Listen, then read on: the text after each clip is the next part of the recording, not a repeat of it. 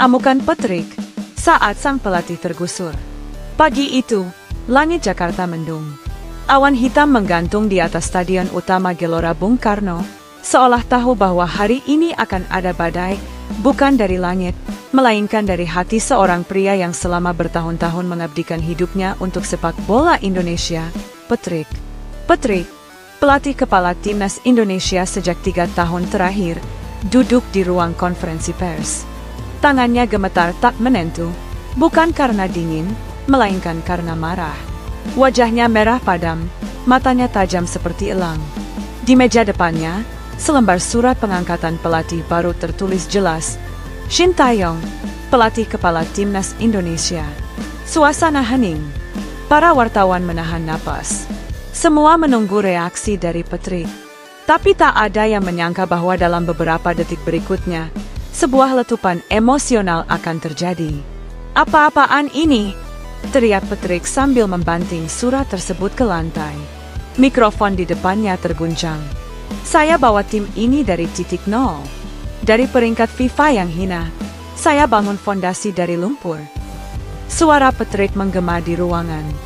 Tak ada yang berani menatap matanya. Asisten pelatih mencoba menenangkannya, tapi Patrick mengibaskan tangan. Jangan pegang saya. Kalian pikir saya pelatih musiman? Kalian pikir saya cuma boneka yang bisa diganti senaknya?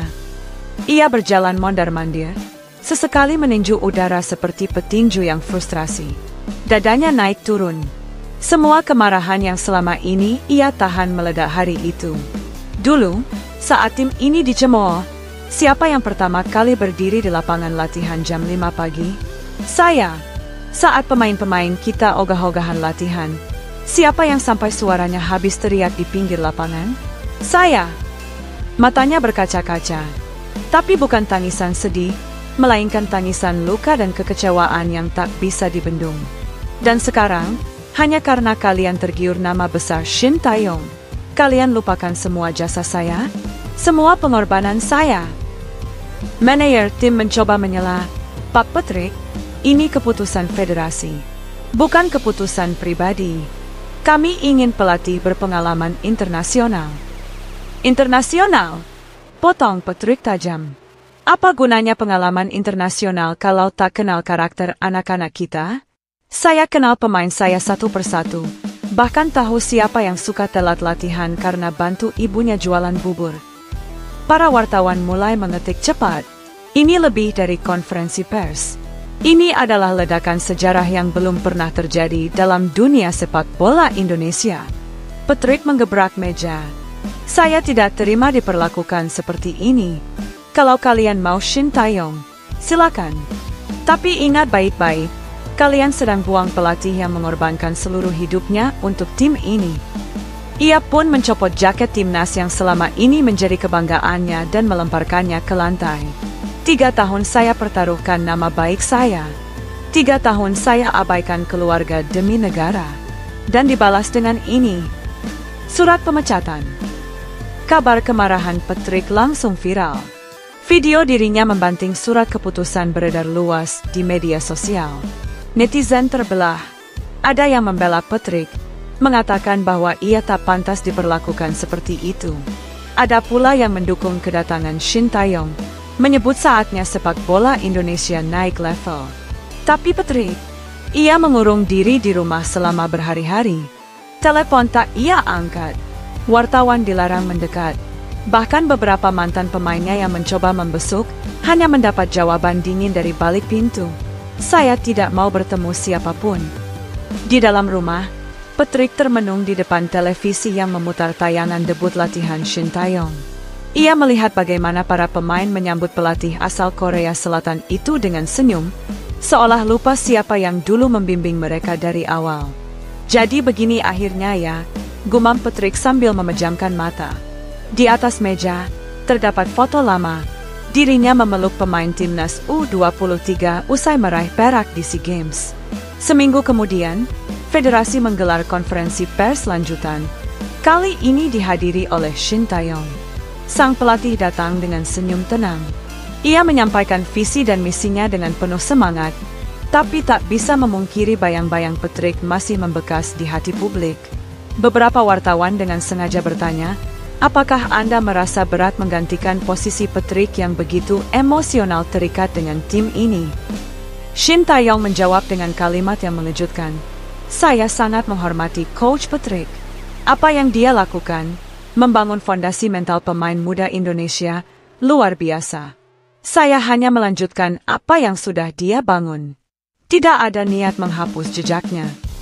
Kata-kata itu beredar. Dan untuk pertama kalinya dalam seminggu, Patrick tersenyum. Pahit, tapi juga lega. Setidaknya, ia tak sepenuhnya dilupakan. 2 bulan berselang, Shin Tae-yong sukses membawa timnas ke final Piala Asia U23. Indonesia bersatu dalam euforia. Tapi di tengah kerumunan yang bersorak di stadion, seorang pria bertopi berdiri di pojok tribun. Ia menatap lapangan dengan mata berkaca. Kerja bagus, Shin, gumamnya pelan. Lanjutkan apa yang saya mulai. Itu Patrick. Ia datang diam-diam. Tak ingin kamera menyorot. Tak ingin tepuk tangan. Tapi di hatinya, masih ada satu cinta yang tak akan pernah mati. Sepak bola Indonesia. Amukan Patrick, saat sang pelatih tergusur. Pagi itu, langit Jakarta mendung. Awan hitam menggantung di atas Stadion Utama Gelora Bung Karno, seolah tahu bahwa hari ini akan ada badai, bukan dari langit, melainkan dari hati seorang pria yang selama bertahun-tahun mengabdikan hidupnya untuk sepak bola Indonesia, Patrick. Patrick, pelatih kepala timnas Indonesia sejak 3 tahun terakhir, duduk di ruang konferensi pers. Tangannya gemetar tak menentu, bukan karena dingin, melainkan karena marah. Wajahnya merah padam, matanya tajam seperti elang. Di meja depannya, selembar surat pengangkatan pelatih baru tertulis jelas, Shin Tae-yong, pelatih kepala timnas Indonesia. Suasana hening. Para wartawan menahan napas. Semua menunggu reaksi dari Patrick. Tapi tak ada yang menyangka bahwa dalam beberapa detik berikutnya, sebuah letupan emosional akan terjadi. Apa-apaan ini?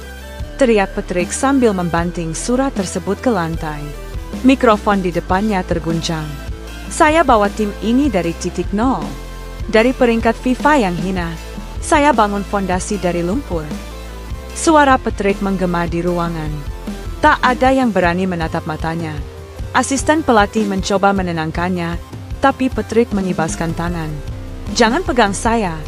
Kalian pikir saya pelatih musiman? Kalian pikir saya cuma boneka yang bisa diganti seenaknya? Ia berjalan mondar-mandir, sesekali meninju udara seperti petinju yang frustrasi.